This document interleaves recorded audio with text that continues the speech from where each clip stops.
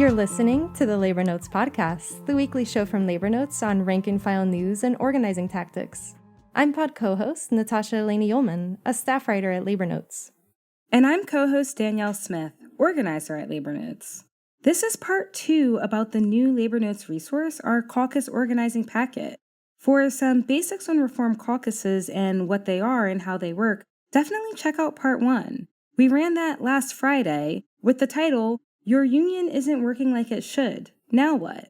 And once again, you can find the caucus organizing packet at labornotes.org/caucus.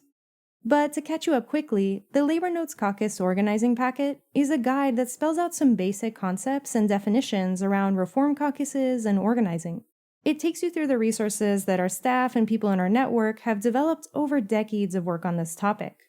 Today's episode will be especially useful if you've been in reform organizing for a while and are thinking through some of the deeper questions around running for office, the relationship between caucuses and leadership, and, as always, building democratic structures that can help members work through decision-making and conflict. A lot to get into. Thankfully, we have our coworkers Barbara Madeloni and Lisa Hsu with us again, both of whom have a lot of experience with reform organizing. Maybe let's start here. One of the things that reform-minded members often organize around is trying to have more of a say structurally in how their union is run. For example, by pushing for direct elections rather than having delegates, who often might not even be elected to be delegates, speak for them at their conventions, where a lot of important decisions may be made. How can a caucus help make sure members are better represented? Thanks, Danielle. One way is by organizing for democratic reforms, whether at the local level or at a union convention, or through direct referendum if the opportunity arises. So, as you mentioned, a good example would be the campaigns for one member, one vote, also known as direct elections of top union leadership, which occurred in the Teamsters and the United Auto Workers, and which has been taken up by reformers in other unions as well, such as in United Food and Commercial Workers. Reformers also often fight for transparency and anti-corruption measures and different ways of organizing and bargaining, like open bargaining. And then, of course, there's running for union office, kicking out old leadership that isn't representing the membership, another important route for union reform. So we're going to talk about that a little later in the episode. But on a basic level, ideally, everything a reform caucus is doing is actually with the goal of improving member representation, including running bottom-up issue campaigns that speak to the widely and deeply felt issues among the membership. That's really the whole goal of reform caucus organizing. What's the difference between a slate and a caucus? And does a caucus have to run for union leadership? That is such an important question, Natasha. I'm glad you asked it. Because people can get confused about that and think that a caucus has to run for office, or they run a slate and they think they have a caucus, but then the person is elected or the group is elected and there isn't a group behind them. A slate is a group of people who've decided to run together under a shared platform for union leadership. A caucus is a group of members with a vision for the union that they are actively working to achieve. A caucus might put forward a slate to run for office, but a caucus need not run for office or win elected leadership to be able to move the union. By moving the union from within, a caucus can shift the membership to be ready to elect new leadership. But a caucus is so much more than elected leadership. Indeed, you want to keep the caucus active even after you've won elected leadership. Could you also talk a little bit about the work that caucuses do, whether or not they have leadership in their unions? Caucuses organize. They lead workshops. They share information with members. They bring members together to identify issues and make plans for how to resolve those issues through collective action. For example, in New York City, the MORE Caucus, the Movement of Rank-and-File Educators, supported early childhood educators in fighting for their jobs when the elected leadership of the UFT had neglected to. The MORE Caucus does not hold power as elected leaders, but they won for those educators. They also hold regular secrets, trainings, and workshops. They have committees taking up the fight around canned curriculum and Palestine. They are moving that union without holding office. In Florida, the Miami Corps was critical in signing up members and meeting the state's requirements in order to actually preserve the union. And down in DC, the DC Corps organized to protect teachers who hold green cards. There's so much work that caucuses can do to be transforming the union and moving the union when they don't hold office. You touched on this a bit already, but can you say a little bit more about the benefits of being elected as part of a caucus rather than just an individual reformer or even a slate of reformers? Yeah, I can absolutely speak to that, having been in that position and been able to experience the real benefit of having a caucus behind me.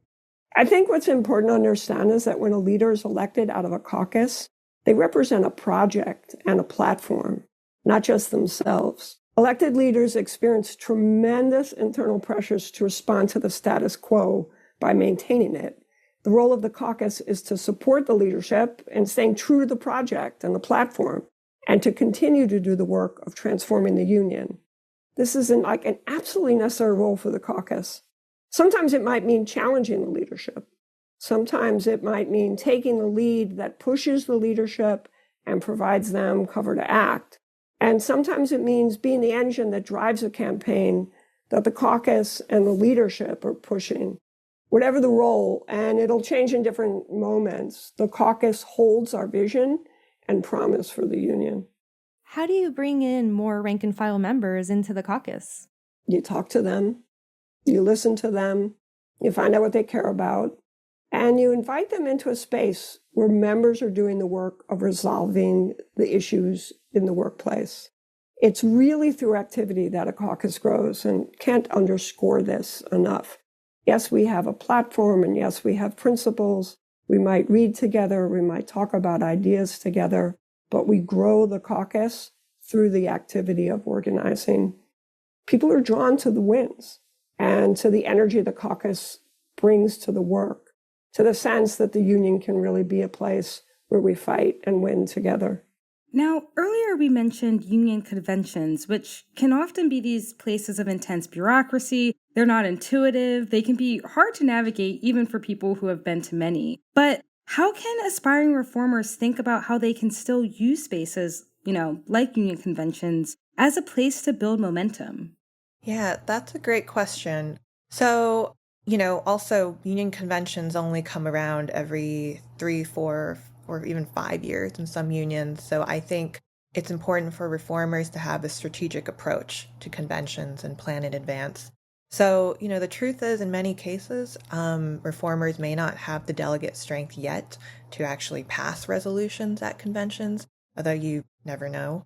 So the first step is to try to win as many delegate elections as possible, recruit delegates to your platform, and build that coalition of support for a convention. Resolutions are also important opportunities. You want to think about resolutions that you would actually like to have passed, of course, but which can also help agitate the membership and build the reform movement. And then an important thing reformers can do is just shining the spotlight on what happens at convention. As you mentioned, Danielle, they kind of often show the union at its worst. So just shining that spotlight can be very agitational. There's a lot of pomp and circumstance, rubber stamping of leadership decisions, and reformers should be communicating directly with members to pull back the curtain on all of that. We've built up a number of resources on running for office, and our book titled Running for Local Union Office, A Labor Notes Guide will be available this June. You'll be able to find it by looking through our books at labornotes.org/store. We've also had a workshop that Lisa and Labor Notes organizer Joe DeManuel Hall ran earlier this year, and we've also had a number of articles, including by rank and file members who have done it before. Lisa, can you talk a little bit about the basics of running for office and the kinds of resources folks can find about it in the packet? For sure. So Joe and I are planning on running the training again this year. While we're waiting for the Labor Notes edition book to come out, Teamsters for Democratic Union has their own version of the book, which you can purchase online as well. So those are resources that we link to in the packet. In terms of just some basic takeaways for running for office, which again are also just lessons for any kind of organizing, and we emphasize this in our training. The first is starting early. if you can, well ahead of the election dates. Do your homework on basic stuff like when nomination dates are, but also things like how many people voted in the last election? How many votes would you need to win? What are the power dynamics in your local? So gathering all of that information is really important. Another really important one, a theme we keep coming back to, is don't be a lone wolf. Build a campaign team, and if it makes sense, also a slate. Just don't run for office without a team. Again, this is a basic lesson from Secrets of a Successful Organizer. And then you have to have conversations with members and ask them for their vote and get a real commitment that you're going to write down and record. So if you've been organizing for a while, this might be second nature, but a lot of people don't go through all these steps when they run for office.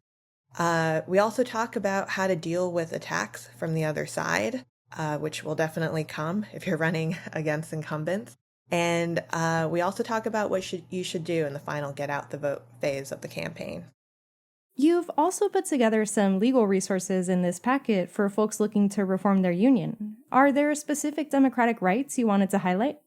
Yeah, so I think the biggest thing for union members in the U.S. to know, particularly those in the private sector, is the LMRDA, a law which stands for the Labor Management Reporting and Disclosure Act of 1959. So most union members know about the NLRB or the NLRA, but the LMRDA is not as well known. So Title I of the LMRDA is also called the Bill of Rights of Members of Labor Organizations, and it outlines key rights for union members such as freedom of speech and assembly, which is essentially what protects your right to form a reform caucus. Folks who are running for office should familiarize themselves with Title IV, which covers rules pertaining to union office elections. Title III covers union trusteeships. And I would also definitely refer people to the organization, the Association for Union Democracy, AUD. I think you can go to uniondemocracy.org. And I would go to AUD with any questions about your rights as a union member, and if you need to get connected with a union democracy lawyer. That being said, I think both we at Labor Notes and also AUD would emphasize that the best way to protect your rights isn't actually the law, which is slow and unevenly enforced, but to organize and to not pursue union reform as a lone wolf. Thank you both. And again, folks listening can find the caucus organizing packet on labornotes.org/caucus. That's labornotes.org/CACUS. Please rate us or leave us a review on Apple or Spotify. If you're listening to us on Podbean at labornotespodcast.podbean.com, download our episode. And we've got some great online events coming up. Our next stewards training on the topic of dealing with difficult supervisors will be on April 13th, and our next Winning a Strong Contract series will be on April 14th and 21st. You can sign up for those on labornotes.org/events. And if you're in the Bay Area, you can check out the launch for Labor Notes board member Ellen David Friedman's new book, Keep Going, A Guide to Organizing When It's Hard. This free event is on March 28th at the Bay Area Longshore Memorial Association, and it's a great way to quickly get your hands on this excellent organizing guide, which will be on sale at the event. You can RSVP at tinyurl.com/keepgoingbooktalk. The Labor Notes podcast is produced by Daniel Smith, Sindhu Sundar, and myself. Our title music was written and performed by our coworker Keith Brower Brown. See you next week. Solidarity, y'all.